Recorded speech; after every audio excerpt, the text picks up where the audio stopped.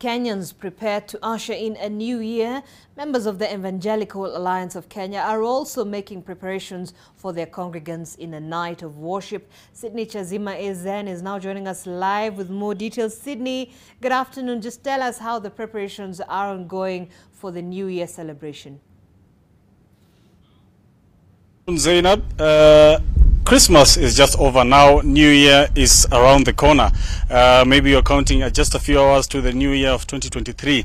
And as is the norm normally in Kenya, we will see churches holding masses and preparations towards commemorating that day or making that grand crossover.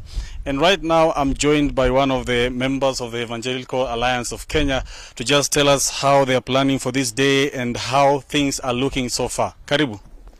Asante. We thank God for having this day, that we are here to celebrate the end of the year.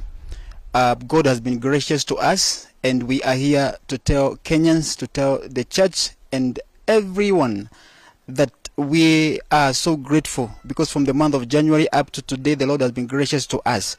And before maybe I proceed, I just want to give my condolence to Pope Benedict, who has left us. We want to say pole sana to the entire church, the entire world. We have lost a good and important person in the world. And we are here to celebrate God because the year has come to an end. This year has been a great year to us because we were anticipating the elections which is behind us. And the elections truly has been good. And as a country, we are so proud of our politics, which have become of age, that even when men were expecting chaos, bloodshed, truly God has been gracious to us. And as a church, because the church has really prayed, we just to say a big thank you to Kenyans who really stood with the politicians, the country. And we are here to tell God all, to give God all the glory.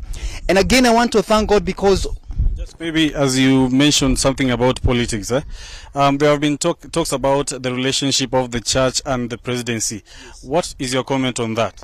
I think I want just to appreciate the current leadership, even the previous leadership, saying that our president, Dr. William Ruto, has been so much into the religious, not only Christians, but all religious groups. Muslim, all the religious groups, and he has worked together with the church.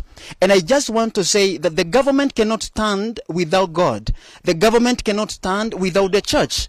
And that's why we thank God because of this current leadership, that we are working together. There is harmony, there is unity, there is peace, and there is harmony in the country. And that is what we want. Even as we cross over to the year 2023, we want just to see that unity. We want to see that harmony. We want to see the church and the government working together. And that's why we stand as a church to stand with this current government, to say that we are behind.